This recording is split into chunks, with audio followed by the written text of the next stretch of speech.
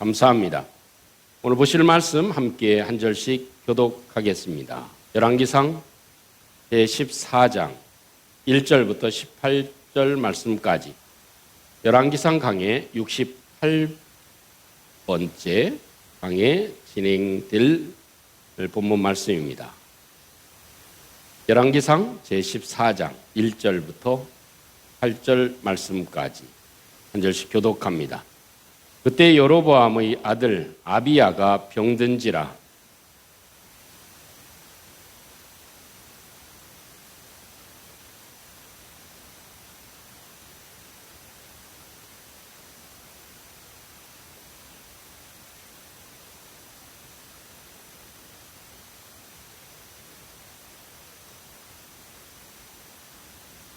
그대의 손에 떡 10개와 과자와 꿀 한 병을 가지고 그에게로 가라. 그가 그대에게 이 아이가 어떻게 될지를 알게 하리라.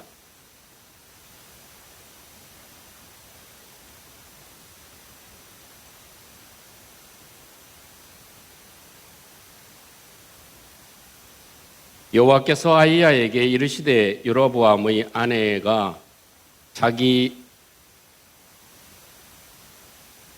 아들이 병들었으므로 내게 물으러 오나니 너는 이러이러하게 대답하라. 그가 들어올 때에 다른 사람인 채 함이니라.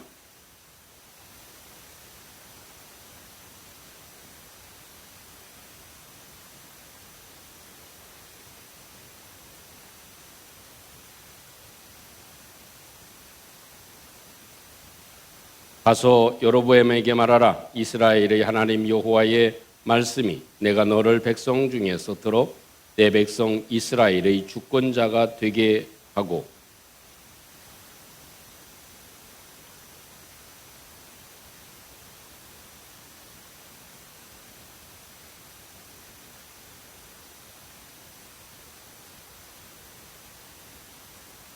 내 이전 사람들보다 더 악을 행하고 가서 너를 위하여 다른 신을 만들며 우상을 부어 만들어 나를 노래없게 하고 나를 내 등 뒤에 버렸도다.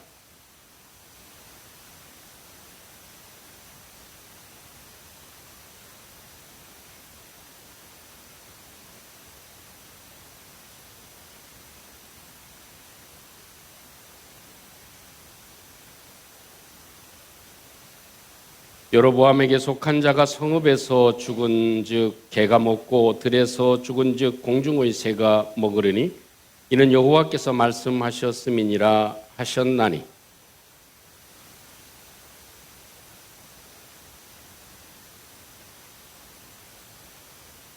온 이스라엘이 그를 위하여 슬퍼하며 장사하려니와 여로보암에게 속한 자는 오직 이 아이만 묘실에 들어가리니 이는 여로보암의 집 가운데에서 그가 이스라엘의 하나님 여호와를 향하여 선한 뜻을 품었음이니라.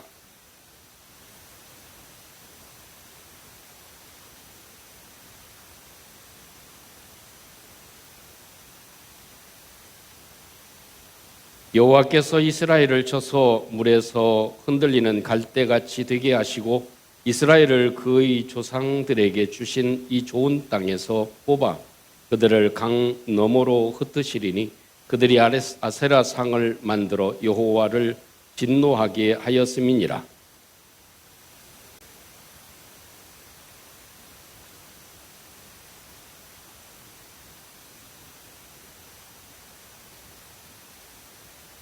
여로보암의 아내가 일어나 디르사로 돌아가서 집 문지방에 이를 때에 그 아이가 죽은지라. 그를 장사하고 그를 위하여 슬퍼하니 여호와께서 그의 종 선지자 아히야를 통하여 하신 말씀과 같이 되었더라. 아멘. 저희가 지금 잘 아시는 대로 여로보암이라고 하는 왕은 북이스라엘의 첫 번째 왕이었습니다. 여로보암 그에게는 하나님께서 특별한 은혜를 주셨죠. 이 다윗의 나라를 12지파 중에 10지파라고 하는 엄청난 그런 지파를 떼어주어서 많은 축복된 시작으로 나라를 이루게 했습니다. 그렇게 하나님의 축복을 받은 여로보암이지만 오늘 본문의 말씀은 이 여로보암 가정의 비극적인 한 사건을 우리들에게 소개시켜주고 있습니다. 그것은 여로보암의 귀한 아들 아비야가 병이 들은 것입니다.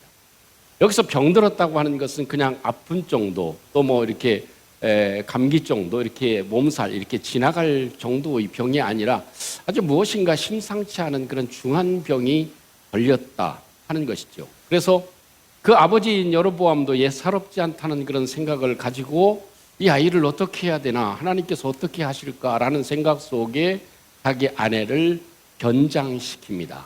그래서 자기가 왕이 될 것이라고 하는 것을 예언해 주고 말씀해 주었던 선지자에게 보냅니다. 아이야라고 하는 선지자에게 가면 어떤 얘기를 해줄 것이다 라는 그런 기대감을 가지고 아내를 변장시켜 보내게 됩니다. 여러분, 겉으로 보기에는 아버지 마음처럼 이 아들이 좀 살아날까? 어떻게 할까? 좀 궁금하기도 하고 치료되어지기를 원하는 마음, 그 마음, 아버지의 마음인 것 같습니다. 그러나 사실 겉으로 드러난 것은 그렇지만 그 속의 마음은 그렇지 않은 듯 합니다. 참 어찌 보면 그렇게 아들을 위하고 하나님의 사람에게 찾아간다면 아내를 시키고 변장을 시킬 것이 아니라 자기가 직접 갔어야 마땅한 일일 것입니다. 그럼에도 불구하고 이 여로보암은 자기 속에 있는 마음이 다른 데 있었던 것이죠. 그러면서 이 하나님께서는 모든 것을 알고 계시기 때문에 그 여로보암의 아내에 대한 변장하는 그것에 대해서 하나님께서 지적하시고 말씀해 주시는 대목이 오늘 본문에 기록되어져 있는 내용이죠. 이 말씀 가운데 함축적으로 다 요약해서 한마디로 표현한다면 사람은 속일 수 있어도 하나님은 속일 수 없다 하는 것이 오늘 성경에서 우리에게 말씀해 주는 중요한 메시지가 아닐까 싶습니다. 따라보겠습니다. 사람은 속일 수 있어도 하나님은 속일 수 없다. 이 말씀은 우리 삶에 다시 한번 생각해 보게 하는 소중한 말씀인 것을 기억하고 함께 이 말씀의 의미를 더듬어 보려고 합니다. 첫째는 하나님은 감추어진 마음까지, 계획까지 모든 것을 다 보고 계시다 하는 것입니다. 하나님은 모든 것을 알고 계시고 하나님 모든 것을 보고 계시고 하나님 모든 걸 판단하고 계시고 하나님께서는 모든 속사정까지 우리 하나님께서는 다 알고 계신 줄로 믿습니다. 그런데 여기 성경에 보면 2절에 이렇게 말씀을 합니다. 변장해서 당신이 왕후인 것을 알지 못하게 하시오. 여기서 변장이라고 하는 그런 표현은 히브리어의 다른 의미, 좀 뭐 이렇게 옷을 바꾸어 입는다든지 좀 더 이렇게 가장을 한다든지 선글라스를 쓴다든지 뭐 이런 정도가 아니라 완전하게 다른 사람처럼 모습을 취해라, 그것입니다. 그러니까 사실 무엇인가 좀 표시가 나잖아요. 뭐 연예인들도 공항에 가거나 다른 지역에, 일반 지역에 가게 되면 선글라스도 끼고 모자도 쓰고 뭐 마스크도 하고 뭐 이렇게 하고 다니기는 하지만 그래도 표시는 얼뜻 나요, 안 나요? 잘 아는 사람은 조금 나게 되어져 있죠. 그러니까 아주 한 사람도 알아보지 못할 정도로 완전하게 꾸며라. 그래서 막 가발도 쓰고 뭐 이렇게 해서 완전히 다른 사람의 모습을 가지고 가라고 이야기를 하고 있죠. 근데 여로보암은 왜 이렇게 아내를 시키면서 변장까지 시켰을까요? 우리 성도님들의 생각은 어떻습니까? 차라리 떳떳하게 그 여로보암의 아내로 간다고 해도 누가 뭐 말릴 사람은 없잖아요. 근데 속마음에 무슨 마음이었길래 아내를 변장까지 시키면서 아이야 선지자에게 보냈을까? 뭐 이건 뭐 추측할 수밖에 없는 상황이기는 하지만 아마 이런 생각이 있었을 것입니다. 이 왕자라고 하는 것은 왕만큼 중요하죠. 그러니까 나라의 왕자가 여로보암의 아들이 중병에 걸렸다고 하면 이 백성의 민심이 어떻게 될까요? 소용돌이가 일어날 수 있죠. 자기의 왕이 될 사람인데 문제가 생겼다, 이렇게 소문이 퍼지게 되면 조금 더 어려운 일이 생기게 되리라고 추측을 하지 않았을까? 그러다 보니까 야, 이것은 가리어야 되겠다, 이 문제만큼은 조금 더 포장하고 가리어야 되겠다는 그런 생각을 가지게 된 것이죠. 그런데 여러분, 하나님께서는 그 모든 것을 알고 계신 줄로 믿습니다. 놀라운 사실은 오늘 4절에 있는 말씀 보면 아이야 선지자는 연세가 많이 들었죠. 그래서 눈이 보이지 않았다, 앞이 잘 보이지 않았다, 그래서 가까이 와도 잘 알아보지 못했다라고 이야기를 하고 있습니다. 그런데 오늘 4절 말씀에 이렇게 얘기를 하죠. 아이야는 나이가 많아 눈이 어두워서 보지 못하더라. 그런데 하나님께서 아이야 선자에게 말씀을 해 주십니다. 야, 아이야야, 지금 여로보암의 아내가 오는데 알아보지 못할 정도로 변장을 하고 너한테 올 것이다. 그러니까 그가 오면 이런 얘기를 해줘라.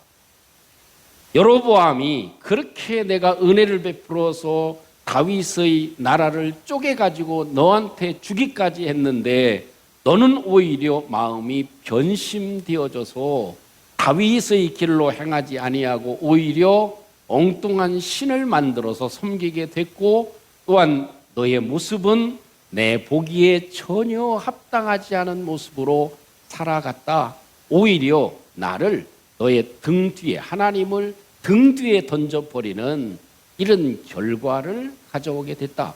그러니 너희의 집안이 모두 다 몰살되게 될 것이다 하는 엄청난 쓰라린 말씀을 하나님께서 선지자를 통해서 말씀해 주고 계시죠. 여러분, 우리 하나님께서는 일어서는 것도 아시고 또한 멀리서도 생각하시고 우리의 중심을 아시는 줄로 믿습니다. 시편 139편에 기록되어져 있는 것과 같이 내가 일어서는 것, 앉는 것, 내가 생각하는 것, 내 모든 계획들 이 하나도 남김없이 하나님께서는 모든 것을 알고 계시다 하는 것이죠. 그렇기 때문에 오늘도 예배하면서 우리에게 중요한 것은 겉은 양복을 입고 귀한 모습으로 있는 것처럼 보여지지만 제일 중요한 것은 우리의 마음을 쪼개어놓고 내 마음을 드러내놓고 하나님, 내가 사실 숨길 게 뭐가 있겠습니까? 하나님께 내가 숨길 게 뭐가 있겠습니까? 하나님께 내가 가리울 것이 뭐가 있겠습니까? 내가 하나님께 포장할 것이 무엇이 있겠습니까? 하나님, 있는 제 마음의 모습대로 하나님 내 마음을 열어놓습니다. 저의 걱정과 저의 생각과 저의 가리는 것과 사람에게 말 못하는 이 모든 것 하나님께 내어놓습니다. 그러면 하나님께서 우리를 치료하시고 만지시고 회복하시고 축복하시고 역사하시고 은혜를 베풀어 주실 줄로 믿습니다. 그런데 여로보암은 꽁꽁이 싸매죠. 그것을 가리죠. 그럴 때 하나님께서는 엄청난 심판의 메시지를 전하고 계시다. 하나님은 보지 못할 것이 아무것도 없다. 하나님 앞에는 드러나지 않는 것이 아무것도 없다는 사실을 우리는 기억하고 내 마음의 중심을 하나님께 내놓는 은혜가 있기를 주님의 이름으로 축복합니다.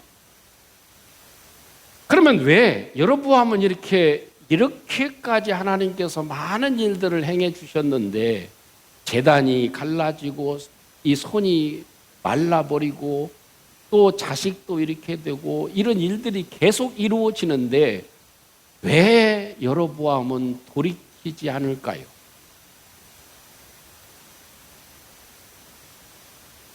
너무나 마음이 딱딱한 거 아닐까요? 그 표현은 너무나 마음이 교만한 것 아닐까요?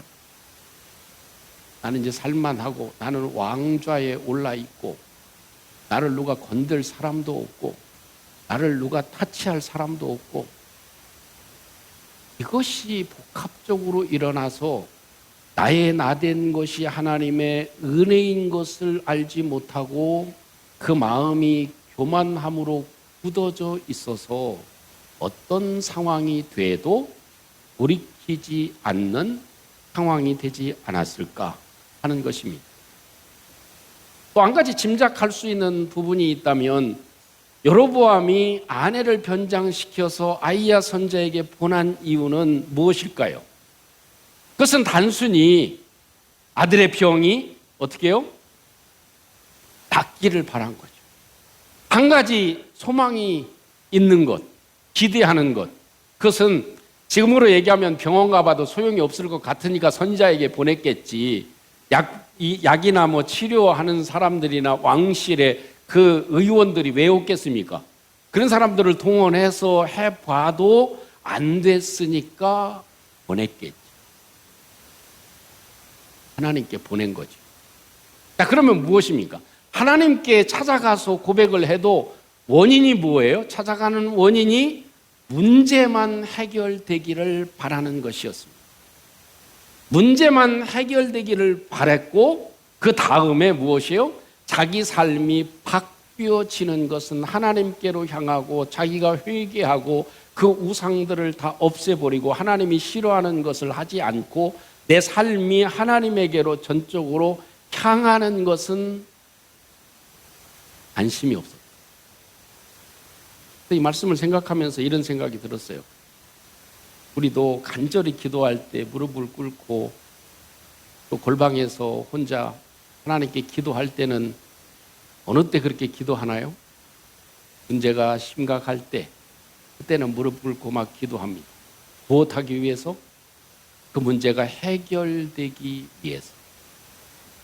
여러분, 문제가 있을 때는 문제가 해결되기를 바라는 마음에서 기도하기 쉽습니다. 그러나 정말 하나님께서 원하시는 것은 문제의 해결보다는 우리의 중심이 하나님께로 향하기를 원하는 줄로 믿습니다. 내 삶이 바뀌어지기를 원하지 이 문제는 내가 바뀌어지면 저절로 해결될 줄로 믿습니다. 근데 우리는 문제가 일어나면 그냥 하나님 이런 문제가 생기는데 제발 좀 살려주세요. 우리 아들 아픈데 좀 제발 낫게 해주세요. 이 문제 막혀 있는데 좀 풀려지게 해주세요. 이거 좀 잘못됐는데 이거 좀 제발 잘 되게 해주세요. 이렇게는 기도합니다.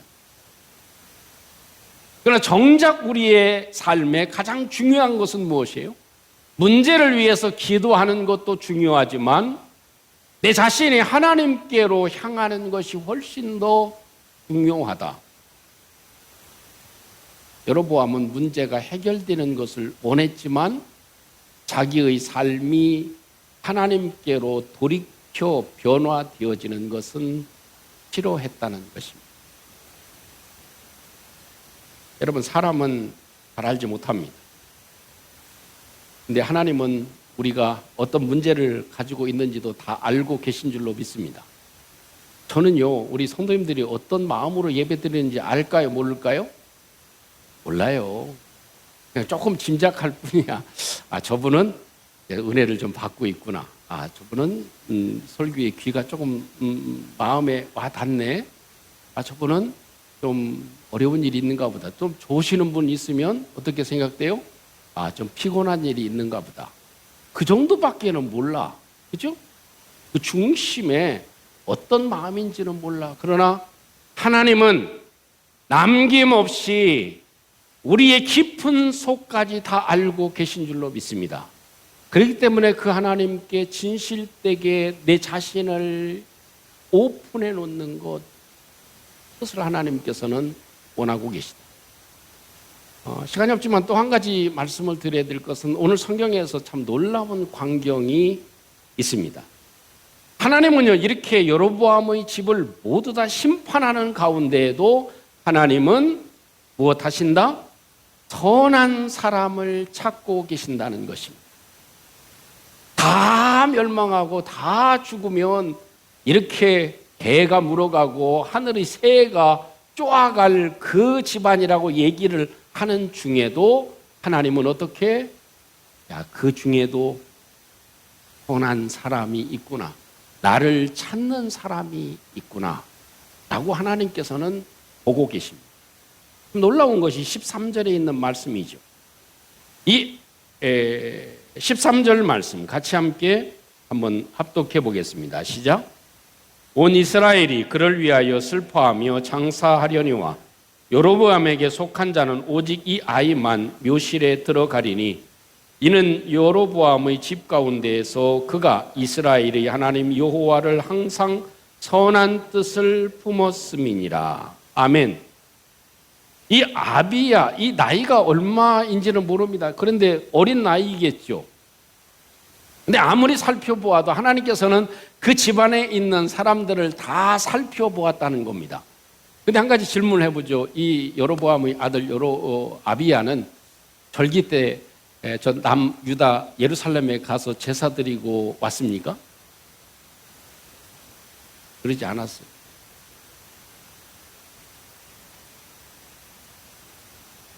그런데도 불구하고 하나님께서는 이 아비야에 대해서 이렇게 말씀을 하고 있는 거예요. 여호와를 향하여 선한 뜻을 품었기 때문이다 라고 얘기를 합니다. 그래서 다른 사람은 다 다윗의 열조에 잠겨진 왕실의 장사가 되지 않지만 이 아이만은 열조와 함께 장사되는 축복을 누리게 됐다라고 얘기를 합니다. 여러분, 이렇게 보면 하나님은 한 사람이라도 나를 찾는 사람이 있는가? 나를 좋아하는 사람이 있는가? 나에게 기대하는 사람이 있는가? 나에게 마음을 쏟는 사람이 있는가? 이 한 사람이라도 하나님은 놓치지 않고 찾고 계시다라는 것입니다. 여기서 선한 것이라고 하는 것은 호부라고 하는 단어로 사용되어집니다. 이것은 하나님 보시기에 좋다. 여러분, 어찌 보면 우리 속에 호부가 있을까요? 선한 것이 있을까요? 사실 없지요. 근데 이 토부라고 하는 것은 하나님 보실 때 하나님을 기대하고 하나님을 좋아하고 하나님을 갈망하고 하나님을 찾는 것입니다. 우리가 무슨 몇십억을 몇백억을 헌금을 하고 무슨 이웃에게 난민들에게 어려운 사람들에게 도움의 손길을 펼치고 이것을 하나님께서 선하다고 여기는 것은 아니죠. 그것도 한 부분이기는 하지만 가장 하나님께서 보시는 선함의 토부의 시작은 뭐예요? 하나님을 찾는 것입니다.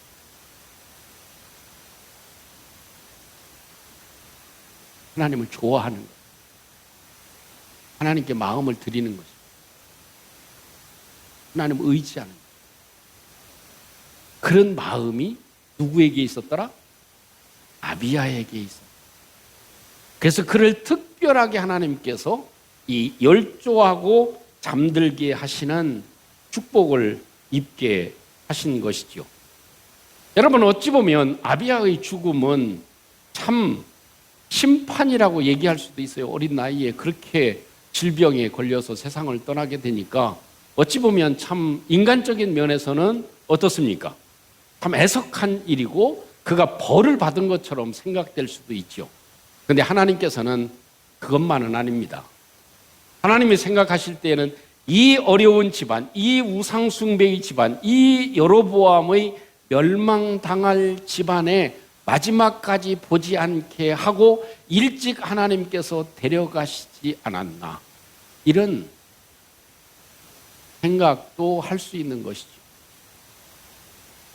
지난주에 우리 친구 목사님한테 마음 아픈 얘기를 들었습니다. 목사님, 요새 너무 힘들다. 그래, 왜?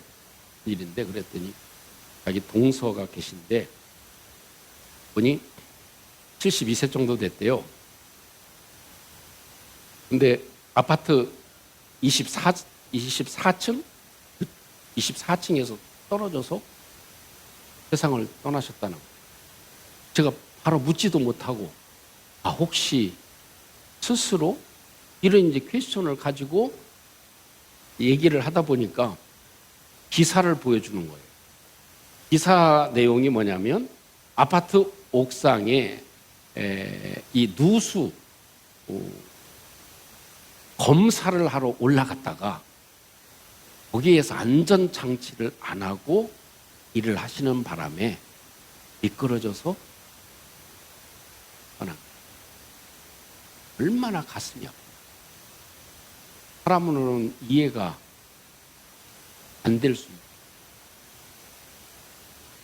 그런데 그 목사님이 하나 덧붙이는 얘기가 좋게 생각하면 더 이상 고통당하는 세상 가운데 빨리 데려가시지 않았을까? 이런 얘기를 연으로 남기시더라고요. 우리는 참 모든 걸 다 알지 못합니다. 그렇게 어린 나이에 왜 하나님께서 불러가셨는지, 이런 일을 왜 만드셨는지 우리는 참 알 길이 없습니다. 그러나 하나님은 숨겨진 비밀과 하나님의 계획이 있는 줄로 믿습니다. 그것이 우리가 기대하는 하나님이십니다. 그런데 오늘도 그렇기 때문에 하나님은 그 중심에 하나님을 찾는 사람을 찾고 계신 줄로 믿습니다. 하나님은 다 타락하는 시대에 육체화되는 시대에 하나님은 노아를 찾으셨습니다. 다니엘을 찾으셨습니다. 에스더를 찾으셨습니다. 초대교회의 남은 그리스도인들을 찾으셨습니다. 오늘도 하나님께서는 누가 나를 찾지? 누가 내 이름을 부르지? 누가 나에게 이렇게 간절히 만나기를 원하지? 누가 나의 은혜를 구하지? 누가 나를 바라보고 있지? 누가 나에게 전화하고 있지? 이 사람을 하나님께서 오늘도 찾고 계시다 하는 사실을 기억할 수 있습니다. 사랑하는 성도 여러분, 혹시 지금 하나님 앞에서 내가 무언가 감출 것이 있다고 생각하십니까?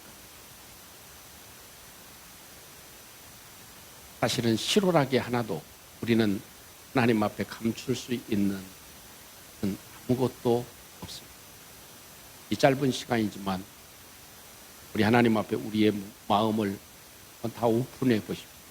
누구한테도 말하지 못하는 그런 일들 오픈해 놓을 때 하나님은 주의 성령으로, 주의 십자가의 은혜로 우리 가운데 어루만져 주시고 위로해 주시고 회복되게 해 주실 줄로 믿습니다. 하나님을 이제 찾아봐야 됩니다. 문제만 해결되는 것이 다가 아니고 이제는 진심으로 하나님을 찾는 것. 이 시대는 정말 하나님 찾기가 더 어려워지는 시대입니다.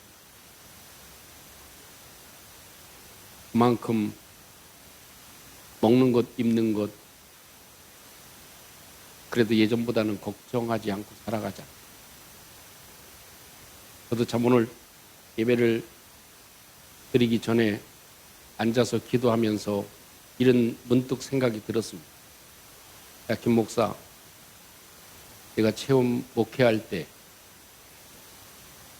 강단에 올라오면 예배 드리기 전에 무릎 꿇고 기도했었지.